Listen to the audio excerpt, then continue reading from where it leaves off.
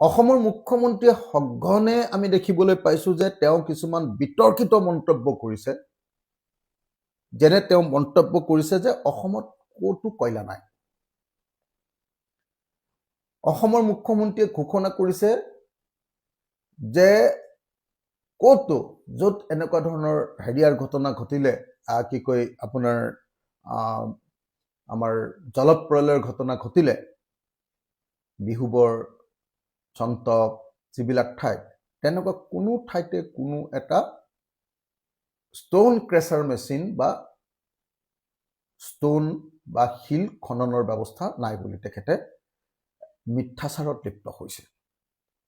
সেইকাৰণে মই স্পষ্টকৈ জনাব খোজো যে অসমৰ বিভিন্ন ঠাইত যে কয়লাৰ অবৈধ খনন অসমৰ মুখ্যমন্ত্ৰীৰ পৃষ্ঠপোষকতাত চলি আছে সেইটো অসমৰ প্ৰত্যেকজন সচেতন অসমীয়াই জানে।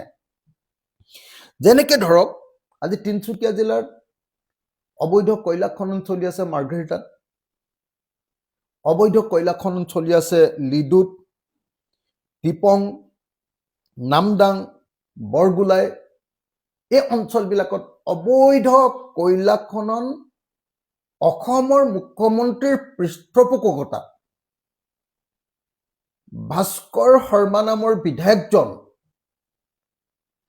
আৰু শদিয়াৰ বিধায়ক বলিন চেতিয়াৰ নেতৃত্বত যে বিশাল কয়লা খননৰ কাৰ্যসূচী চলি আছে, এই কথাটো অসমৰ প্ৰত্যেকজন মানুহে জানে অবৈধ কয়লা খনন চলি আছে।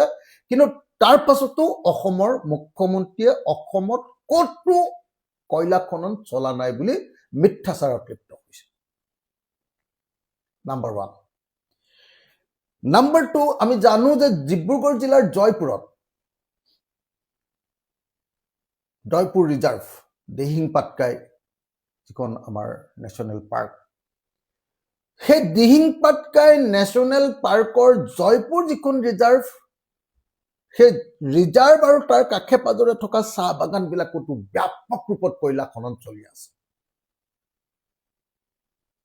এই কথা নজনা মানুহ কোনো নাই।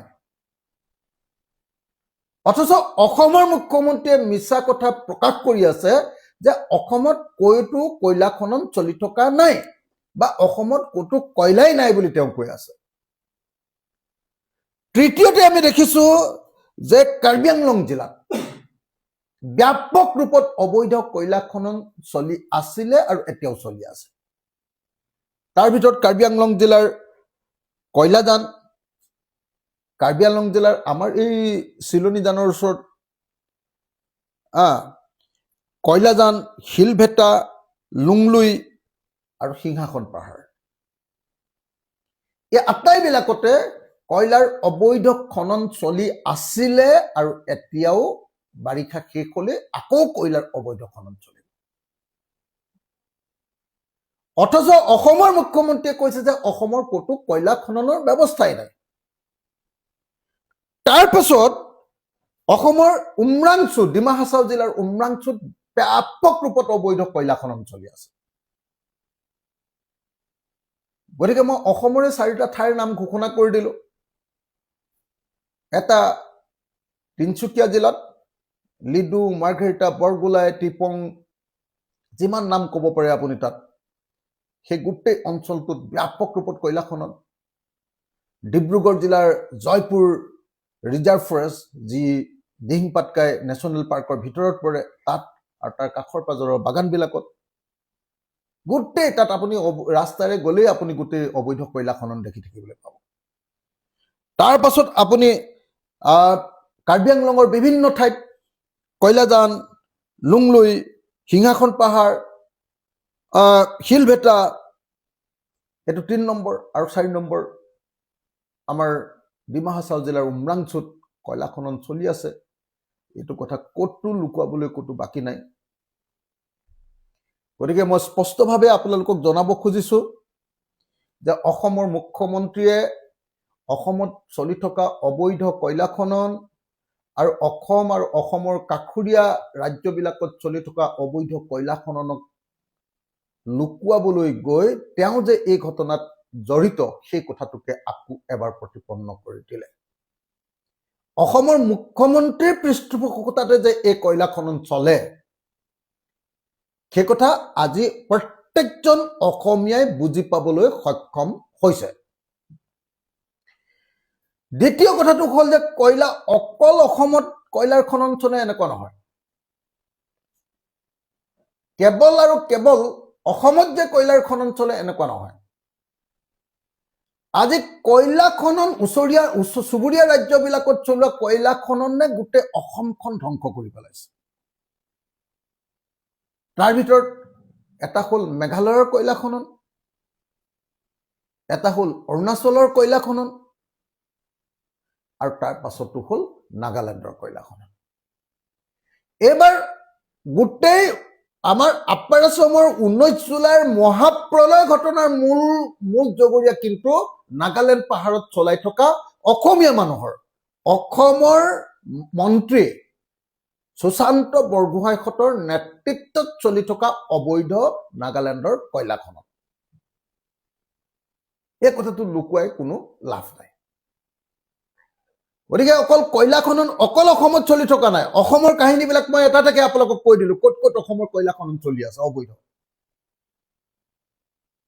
তদুপৰি নাগালেণ্ড পাহাৰত অসমৰ মন্ত্ৰীয়ে অসমৰ MLA বিলাকে বিজেপিৰ মানুহ এই কয়লা খননৰ নেতৃত্ব দি সিন্ডিকেট চলাই আছে। অৰুণাচলৰ বিভিন্ন অঞ্চলত কয়লা খননৰ নেতৃত্ব দি অসমৰ মানুহবিলাকে এই নেতৃত্ব প্ৰদান কৰি আছে। বেসিক্যালি গুৱাহাটীত থকা কিছুমান ব্যৱসায়ীয়ে আৰু বলিন চেতিয়াৰ নিচিনা সিন্ডিকেট কৰা মানুহবিলাকে।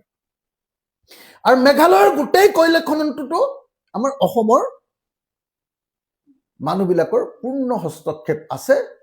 গতিকে এই চুবুৰীয়া তিনিখন ৰাজ্যৰ কয়লা খননেও আমাৰ সমগ্ৰ অসমখনত একদম ক'ত এই চুবুৰীয়া ৰাজ্যবিলাক পাহাৰীয়া ৰাজ্য, আমি একেবাৰে এটা চৰিয়াৰ নিচিনাকে এনেকে তলত বসবাস কৰিছো। আৰু এই পাহাৰৰ যি খনন হৈছে বা ডেভেলপমেণ্টৰ কাম হৈছে বা যিকোনো ধৰণৰ এনেকুৱা ধৰণৰ খননৰ কাৰ্য হৈছে, এই কাৰ্যবিলাকে কি কৰিছে আমাৰ অসমখন এফালৰ পৰা ধ্বংস কৰি দিছে। মনত ৰাখিব লাগিব যে অৰুণাচল পাহাৰত এটা পাত পৰিলেও সেইটো আহি আল্টিমেটলি অসমতে পৰে। নাগালেণ্ডৰ এতিয়া যিটো অঞ্চলত কয়লা খনন হৈ আছে তাৰ সমস্ত প্ৰভাৱ অসমতে পৰিবহি। আকৌ অৰুণাচল প্ৰদেশৰ যিবিলাক অঞ্চলত আমাৰ কাষ পথাৰে দি যোৱা যিবিলাক অঞ্চলত কয়লা খনন চলি আছে সেইবিলাকে আমাৰ অসমটোকে বৰবাদ কৰিব।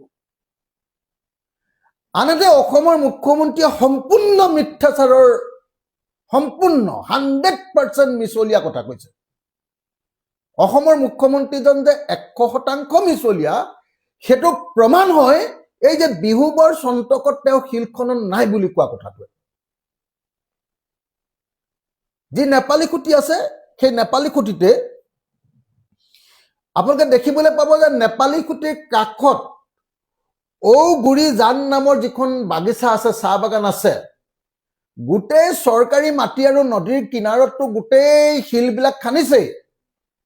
এখন বাগানকে কমপ্লিটলি খান্দি পেলাইছে। এখন বাগানকে কমপ্লিটলি খান্দি পেলাইছে। একেটা ঠাইতে 4-5টা ক্ৰেচাৰ মেচিন আছে আৰু গোটেই বাগানখন খান্দি একদম হাজাৰ বিঘা মাটিত লেক সৃষ্টি কৰি দিছে। লেক হ্ৰদ সৃষ্টি কৰি দিছে, পানীৰ ডুবিত পৰিণত কৰি পেলাইছে। ঔগুৰি জান বুলি কয় এখন বাগানখনৰ নাম। গতিকে অসমৰ মুখ্যমন্ত্ৰীয়ে যি মিছা কথা, মিছলীয়া, মিথ্যাচাৰৰ মানে আশ্ৰয় লৈছে যে যোৱা 19 জুলাই তাৰিখৰ দিনা সংঘটিত হোৱা যি ডাঙৰ আমাৰ জলপ্ৰলয়, সেই জলপ্ৰলয়ৰ লগত কয়লা খননৰ সম্পৰ্ক নাই, সেই কয়লা তাত থকা শিল খননৰ সম্পৰ্ক নাই, আৰু যদিও আছে সেইটো অকল নাগালেণ্ডৰহে বুলি কৈ আছে। এইটো একেবাৰে সম্পূৰ্ণ মিছা। নাগালেণ্ডত যদি কয়লা খনন হৈছে সেইটো আপোনাৰ মিনিষ্টাৰ আৰু আপোনাৰ MLA গিটাই সেই কাম কৰাই আছে, আৰু আপুনিও তাৰ কমিশন লৈ আছে। গতিকে আজিৰ এই 19 জুলাই তাৰিখৰ এই মহা দুৰ্যোগৰ কাৰণে আপুনিও জগৰীয়া, সুশান্ত বৰগোহাঁইও জগৰীয়া, তাৰ স্থানীয় MLA কেইজনো জগৰীয়া, আৰু আপুনি দিয়া তাত এজেণ্ট কেইজনো সম্পূৰ্ণৰূপে জগৰীয়া পইচা তুলিবৰ কাৰণে। গতিকে আমি 15 আগষ্ট তাৰিখৰ পৰা এই ঘটনাৰ কাৰণে জগৰীয়া, মহাপ্ৰলয়ৰ কাৰণে জগৰীয়া সকলোবিলাক মানুহক শাস্তি দিবৰ কাৰণে, প্ৰকৃত ঘটনাৰ তদন্ত ঘোষণা কৰিবৰ কাৰণে, CBI তদন্ত ঘোষণা কৰিবৰ কাৰণে 15 আগষ্ট তাৰিখৰ দিনা মই নিজে অনশনত বহিম। 17 আগষ্ট তাৰিখৰ দিনা আপোনাৰ নাজিৰাত ONGCৰ আছাম এছেটৰ সন্মুখত, মুখ্য কাৰ্যালয়ৰ সন্মুখত ধৰ্ণা কাৰ্যসূচী ৰূপায়ণ কৰিম। 19 আগষ্ট তাৰিখৰ পৰা ধাৰাবাহিকভাৱে 4খন গণসমাৱেশ শিৱসাগৰ, নাজিৰা, সোণাৰী আৰু টিয়কত 4খন গণসমাৱেশৰ আয়োজন কৰিম। আৰু এনেদৰে আমি 19 তাৰিখৰ যি বিশাল জলপ্ৰলয়, যি ঐতিহাসিক জলপ্ৰলয়, মহাপ্ৰলয়, সেই মহাপ্ৰলয়ৰ বিৰুদ্ধে আমি আমাৰ কাম আৰম্ভ কৰিম। মই মুখ্যমন্ত্ৰীক স্পষ্টকৈ কৈ দিছোঁ, মুখ্যমন্ত্ৰী ডাঙৰীয়া, আৰু এটা কথা কৈ লওঁ দেই, মুখ্যমন্ত্ৰীয়ে মোক ফোন কৰি যিমানবিলাক পৰিয়ালৰ নাম 15,000 টকাৰ তালিকাত সোমোৱা নাছিলে তৎকালীন সাহায্যৰ, তাৰ তালিকাখন মই কালি দিলোঁ। 8,800 মানুহৰ সম্পূৰ্ণ তালিকা মোৰ শিৱসাগৰ সমষ্টিত থাকি গৈছিলে। 8,800 মানুহৰ তালিকা মই অসমৰ মুখ্যমন্ত্ৰীৰ হাতত প্ৰদান কৰিলোঁ কালি, আৰু তেখেতে নোটেড বুলি, অৰ্থাৎ এই বিষয়টো তেখেতে লৈ লৈছে, আৰু সেইটো বিষয় তেখেতে মানে নোটেড বুলি ক'লে যিটো বুজায় আৰু, যে মই যেতিয়া গোটেই বস্তুখিনি দিলোঁ, এখন মেমৰেণ্ডাম, চিঠি, আৰু চিঠিৰ লগত যেতিয়া মই 8,800টা পৰিয়ালৰ পুৰা হিচাপ অসমৰ মুখ্যমন্ত্ৰীক দিলোঁ, অসমৰ মুখ্যমন্ত্ৰীয়ে সেইটো নোটেড বুলি এইটো গ্ৰহণ কৰা হৈছে, এইটো চাই থকা হৈছে, বা এইটোৰ ওপৰত ব্যৱস্থা লোৱা হ'ব বুলি তেখেতে মোক ৰিপ্লাই দিছে। গতিকে সেইটো এটা কথা। কিন্তু 15,000 টকাটোৰ নামটো ভৰ্তি কৰিবলৈ এইকাৰণেহে বিচাৰিছোঁ মানুহবিলাকৰ, প্ৰত্যেকটো পৰিয়ালক আৰু প্ৰত্যেকখন ব্যৱসায়িক প্ৰতিষ্ঠানক। কাৰণ যদি 15,000 টকাটো নাপায়, তেতিয়াহ'লে চৰকাৰীভাৱে তেওঁৰ ঘৰত বানপানী হোৱাই নাছিল বুলি আচলতে প্ৰমাণিত হ'ব। যিহেতু বানপানী হোৱা প্ৰত্যেকটো পৰিয়ালক 15,000 টকা দিব খুজিছে, বা মই হুলস্থুল কৰাৰ কাৰণে 25,000 দিব খুজিছে। কিন্তু সেইটো 15,000 বা 25,000 নহয়, সেইটো 10 লাখ টকা কৰিবই লাগিব। এই দাবীৰ ভিত্তিত অহা 15 আগষ্টৰ পৰা আমাৰ আন্দোলনৰ কাৰ্যসূচী আৰম্ভ হ'ব, প্ৰত্যেকটো পৰিয়াল আৰু প্ৰত্যেকটো ব্যৱসায়িক প্ৰতিষ্ঠান। ঠিক আছে।